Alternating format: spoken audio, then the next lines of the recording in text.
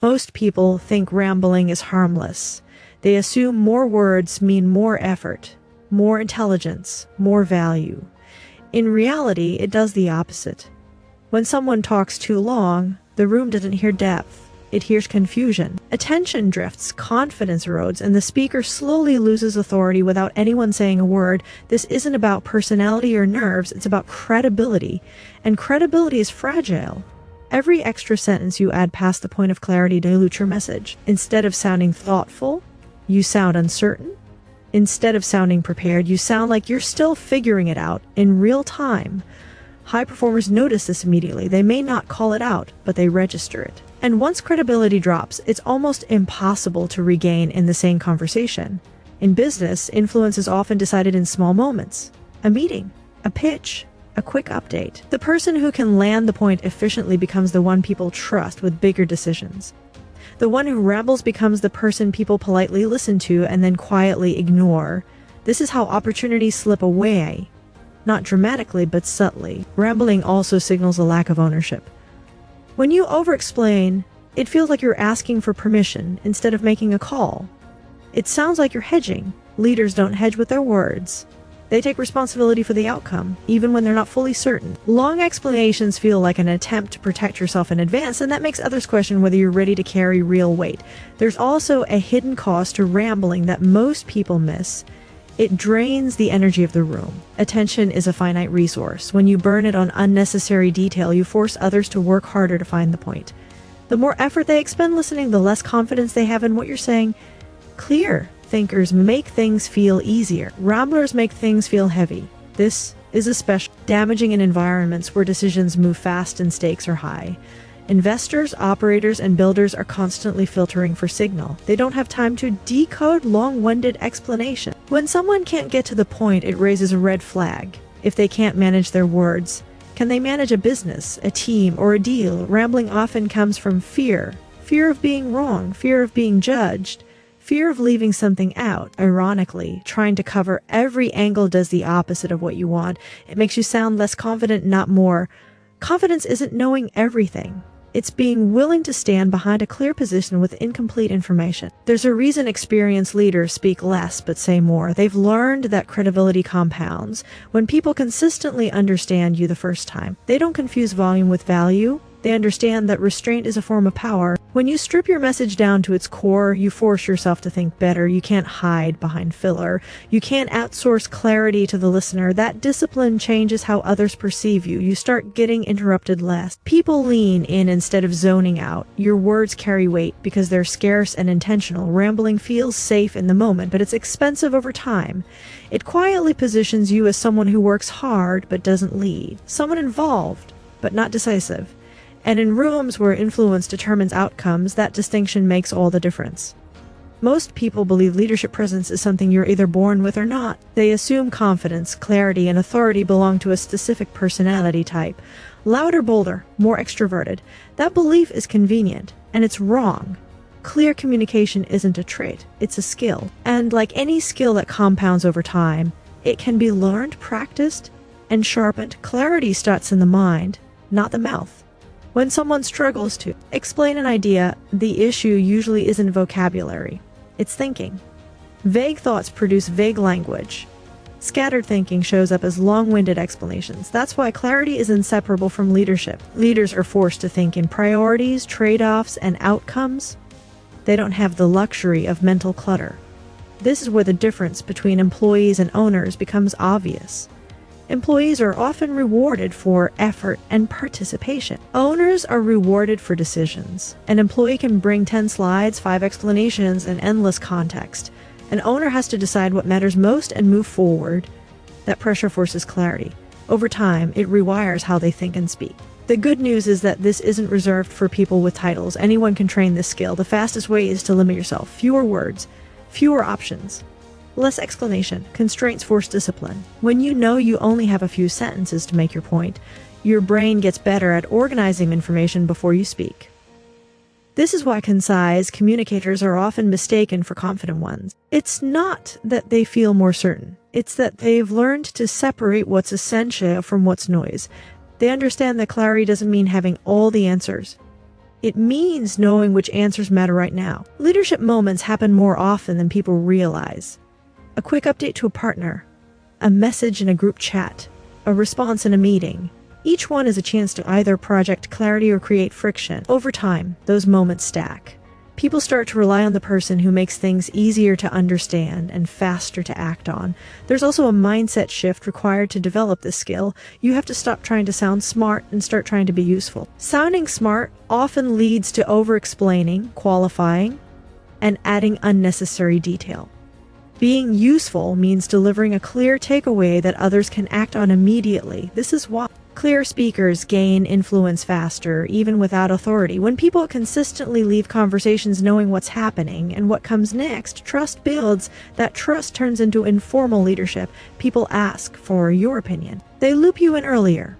Your voice carries weight because it reduces uncertainty. Clarity also creates personal leverage. When you can communicate simply, you can operate across more rooms, operators, investors, partners, teams. You don't need to rely on jargon or insider language. You can move between worlds because your thinking is structured, not cluttered. The biggest misconception is that clarity limits nuance. In reality, it requires more intelligence, not less. Distilling complexity into something simple is harder than dumping everything you know onto the table. It forces you to understand cause and effect, not just information. This skill compounds quietly. Each time you practice clear thinking and concise speaking, decisions happen faster. Fewer meetings are needed. Less rework is required. Momentum builds. And momentum is what separates people who stay stuck from people who move forward. Authority is rarely announced, it's inferred. People decide how much weight your words carry within the first few moments of hearing you speak. That judgment isn't based on volume or confidence tricks, it's based on structure. When your thinking is organized, your authority feels natural. When it isn't, even good ideas get discounted. The 3 determinus 1 speaking trick works because it mirrors how decision makers actually think. They want context, but not a history lesson. They want choices, but not a brainstorm. And they want a recommendation, not a disclaimer. When you deliver information in that order, you make it easy for others to follow your logic without doing extra work. 3 sentences of context force discipline. You have to decide what actually matters, not what's interesting, not what protects your ego, just the facts that shape the decision. This immediately separates signal from noise. It shows you understand the situation well enough to compress it. 2 options demonstrate ownership. Instead of dumping a problem on the table, you frame the decision. Each option carries a trade-off which tells the listener you've thought through consequences. You're not asking them to solve it for you. You're inviting them into a choice. One recommendation is where authority is earned. This is the step most people avoid because it feels risky. Making a recommendation means being wrong sometimes, but it also means being trusted. Decision makers don't expect perfection, they expect judgment. When you offer a clear recommendation, you position yourself as someone who can be relied on. This structure changes how people respond to you. Conversations move faster, questions become sharper, feedback improves. Instead of vague reactions, you get alignment or disagreement, both of which are useful. Indecision is what stalls progress, not disagreement. The psychological impact of this format is powerful. It reduces cognitive load for the listener. They don't have to hunt for the point or guess what you want. Everything is explicit. That clarity feels like confidence, even when the decision itself is difficult. Over time, using this structure trains your brain to think in outcomes. You stop over-collecting information. You stop narrating your thought process. You focus on what drives the decision forward. That's how operators think. That's how CEOs sound. It also changes the dynamic in rooms where hierarchy exists. When someone junior communicates this way, they're no longer seen as just reporting. They're participating in leadership. They're adding value at the decision level, not just the execution level. The simplicity of the 3 determinus 1 trick is what makes it scalable. It works in meetings, emails, pitches, and negotiations. It works under pressure, especially under pressure. When time is limited, structure becomes more valuable. People who master this don't talk less because they have nothing to say. They talk less because they know exactly what to say. Their words land because each one serves a purpose. There's no filler, no hedging, no wandering. Authority grows when others feel safe acting on your words. The 3 determinus 1 framework creates that safety. It signals that you've done the thinking, considered the trade-offs, and are willing to stand behind a decision. That signal compounds every time you speak. Most people believe leadership means having answers. In reality, it means framing decisions. There's a massive difference between bringing a problem to someone and bringing them a set of choices. One creates friction. The other creates momentum. Leaders understand that their job isn't to offload uncertainty, it's to reduce it. When someone presents a problem without options, they're asking the listener to do the thinking for them. Even if that wasn't the intention, that's how it lands. It signals hesitation, dependency, and a lack of ownership. Over time, this erodes trust. People stop seeing you as someone who moves things forward and start seeing you as someone who escalates issues. Presenting options changes the entire dynamic. It shows you've already done the work of analysis. You've considered constraints, risks, and trade-offs. You're not stuck. You're deciding. That alone positions you differently in the room. Choices create agency. When you frame two clear paths, you give the listener something concrete to react to. They can agree, disagree, or modify. What they don't have to do is start from zero. That's a gift in fast-moving environments where mental bandwidth is limited. This skill becomes critical as responsibility increases. Early on, people are rewarded for spotting problems. At higher levels, everyone can see the problems. What matters is who can move toward solutions. The ability to present options is what allows leaders to scale themselves without becoming bottlenecks. There's also a subtle confidence embedded in offering choices. You're signaling that you're comfortable with uncertainty. You're not waiting for perfect information. You're willing to make a call based on what you know now. That mindset is essential in entrepreneurship, investing, and operations, where waiting for certainty often costs more than making the wrong decision. Many people avoid presenting options because they fear being blamed if things go wrong. Ironically, avoiding ownership increases that risk. When you don't frame choices, decisions still get made just without your input. By stepping into the decision-making process, you gain influence over the outcome. Options also create better conversations. Instead of debating abstract ideas, people discuss real trade-offs. Speed versus quality. Cost versus control. Short-term wins versus long-term positioning. These are the conversations that actually move organizations forward. Another advantage is that presenting options reveals your thinking without requiring a long explanation. Each option tells a story.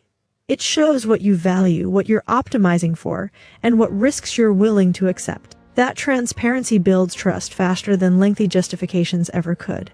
This approach also protects leaders from burnout. Constantly absorbing unstructured problems is exhausting. When teams are trained to bring options instead of issues, decision-making becomes lighter and more distributed. Leaders can focus on judgment instead of triage. Over time, this behavior reshapes culture. Meetings become shorter. Communication becomes sharper. People take more responsibility before speaking. The organization starts to operate at a higher level because thinking happens closer to the work, not just at the top. Presenting choices is not about pretending to have all the answers. It's about respecting other people's time and attention. It's about showing that you're willing to carry the weight of uncertainty instead of passing it upward. Leaders don't eliminate problems, they turn problems into decisions. And decisions, when framed well, create movement instead of paralysis. Attention is the most valuable asset in any room, and it's also the easiest to lose. In fast-moving environments, people are overloaded with information, opinions, and noise. The moment you speak, you're competing with all of that. Precision is what allows you to win that competition without raising your voice or extending your time. When communication is precise, it respects attention. It tells the listener you've already done the filtering. You're not asking them to sort through chaos. You're delivering the essence. That instantly increases your leverage because leverage comes from making other people's lives easier. Leverage isn't about authority or title. It's about impact per word. The fewer words you need to move a decision forward, the more valuable you become. People gravitate toward communicators who save them time. They trust them more. They prioritize them. Precision also creates speed. Clear messages reduce back and forth, follow-ups, and misunderstandings. When everyone understands what matters and what happens next, execution accelerates. This is why concise teams outperform verbose ones, even with fewer resources. There's a financial dimension to this as well. In deals, negotiations, and investments, clarity protects value. Vague language creates loopholes. Over-explaining signals weakness. Precision communicates confidence and boundaries. It tells the other side you know what you want and what you're willing to trade. In personal branding, precision separates noise from signal. People don't remember everything you say. They remember the sharp parts, the clear position, the distinct points of view. Rambling blurs your identity. Precision defines it. High performers are constantly optimizing for leverage. They look for actions that produce outsized results.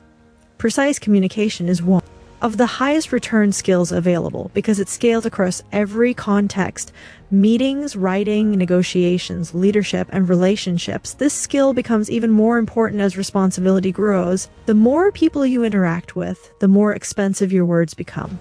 A vague directive can create hours of wasted work.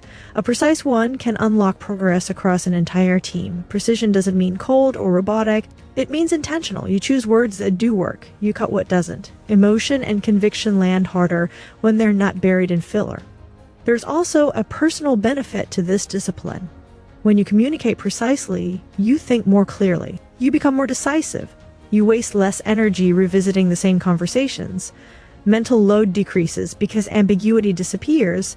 People often mistake precision for rigidity. In reality, it creates flexibility. When expectations are clear, adjustments are easier. When goals are explicit, trade-offs are visible. Precision gives you room to move without losing alignment. This is why top operators and investors often speak less in public settings. They don't need to dominate attention to control outcomes. When they do speak, it matters. Their words carry weight because they've trained themselves to only say what advances the objective. In a world where everyone is talking, precision is a differentiator. It cuts through noise. It signals competence. It multiplies the effect of your effort by preserving the one resource no one has enough of. Freedom rarely comes from working harder. It comes from removing friction. One of the biggest sources of friction in business and life is indecision. Conversations that go nowhere, meetings that repeat themselves, opportunities that stall because no one is willing to make the call. Decisive communication eliminates that drag. When someone communicates decisively, things move. Decisions get made faster. Resources get allocated sooner.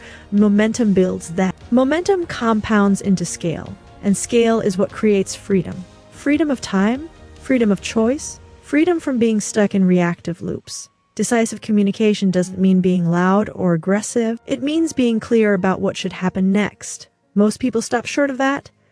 They share information, provide context, and outline risks, but they avoid committing to a direction. That hesitation keeps them tethered to the work instead of elevated above it. As responsibility increases, the cost of indecision multiplies. Every unclear message creates follow-up questions. Every vague instruction creates rework. Every delayed decision slows the system. Leaders who communicate decisively remove themselves as bottlenecks. They enable others to act without waiting. This is how scale actually happens, not through complexity, but through clarity repeated consistently. When people know what matters and what's expected, execution spreads without constant supervision. Decisive communication creates alignment, and alignment allows one person's intent to be carried out by many. Freedom is often misunderstood as having fewer obligations. In reality, it comes from building systems that don't require your constant input. Clear, decisive communication is one of the simplest systems available. It turns conversations into action and action into progress. This skill is especially critical for entrepreneurs and operators navigating uncertainty. There is no perfect information. Waiting for certainty is a luxury that kills momentum. Decisive communicators accept uncertainty and move anyway. They understand that most decisions are reversible and the real risk is standing still. People follow decisiveness because it reduces anxiety. Uncertainty is exhausting.